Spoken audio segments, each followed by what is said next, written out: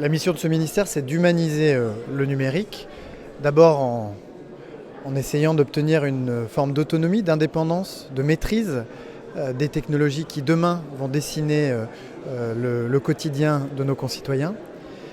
Et ça suppose évidemment d'investir dans l'innovation, l'intelligence artificielle, le cloud, le quantique. Et nous avons tous les atouts pour réussir en France et en Europe. La deuxième mission, c'est évidemment de garantir à chacune et à chacun l'accès à l'espace numérique. Et ça, c'est tout l'enjeu de la fin du déploiement de la fibre, des réseaux mobiles, mais aussi l'accompagnement humain pour celles et ceux qui rencontrent des difficultés pour accéder aux services numériques.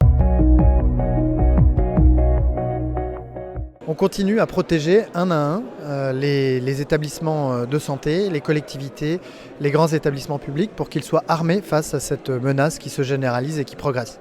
Et puis par ailleurs, mon objectif, c'est de garantir la cybersécurité du quotidien à nos concitoyens.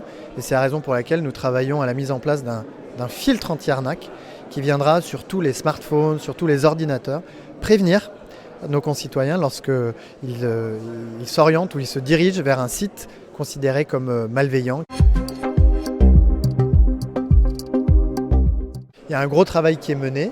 Nous avons en France des acteurs reconnus mondialement pour leur savoir-faire en matière de cybersécurité. Je pense à Atos, je pense à Thales, et puis à toutes les startups de la cyber, dont je souhaite qu'elles puissent évidemment jouer un rôle important dans la protection des sites et pour éviter ou pour riposter face aux milliards de tentatives d'intrusion qu'immanquablement nous allons subir pendant cette période où l'Île-de-France et la France seront sous le feu des projecteurs.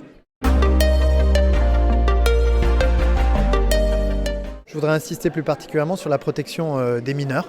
Dans quelques semaines, je présenterai un dispositif de vérification d'âge fiable, respectueux de la vie privée, qui pourra être utilisé pour une bonne fois pour toutes, restreindre l'accès à certains sites indésirables, je pense aux sites pornographiques en particulier, à nos enfants.